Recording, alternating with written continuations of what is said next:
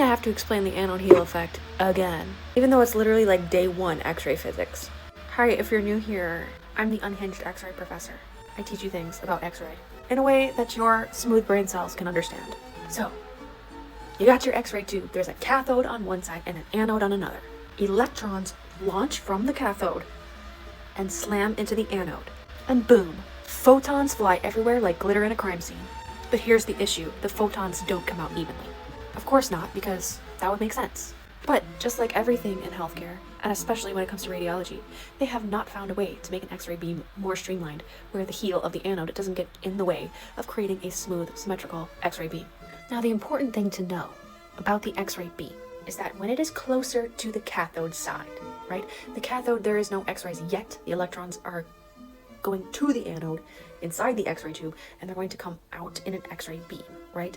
But the X-ray beam, if the anode's over here and the X-ray beam has come down, these photons closer to the cathode are going to have more strength, because this is a straight stream of electrons. They've hit the anode, and the anode is absorbing energy, and then the anode's shaped like this, and there's a little heel over there, and the more material that those electrons run into, the less power they have.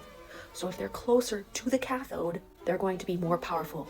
And over here towards the anode side of the X-ray beam, this is the X-ray beam, they're weaker because they have just ran a marathon through mud, aka tried to get through the anode, absorbed by the anode, and then kind of got eaten by the heel. Anyway, that's like the whole premise of the anode heel effect. Important in clinical practice? No, because you're going to detent your X-ray tube in the normal fashion, and you're just going to take the picture, and you're not going to fucking worry about where the anode or the cathode is, you're just going to take the picture.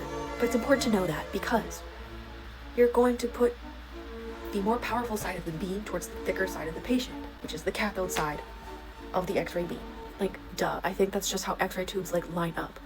I don't know if they're talking about, like, an X-ray tube from the 1800s or something, but that's just how they line up.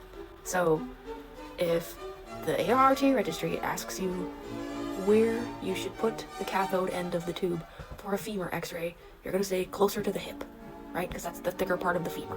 What am I going to do? Spin the X-ray tube around completely and take the femur X-ray? No, I'm going to take it how it detents to the table. I don't understand that. Anyway, I'm going to have to do a part 2 on the, like, if the angle is steeper and, like, all of that math. Just think the common phrase is fat cat. Put the thicker end towards the cathode side. Fat cat. That's kind of rude, but whatever. See you in part 2. Hi there, Matt Rife here. Just fucking kidding. You know he spent a bunch of money to look like me, right?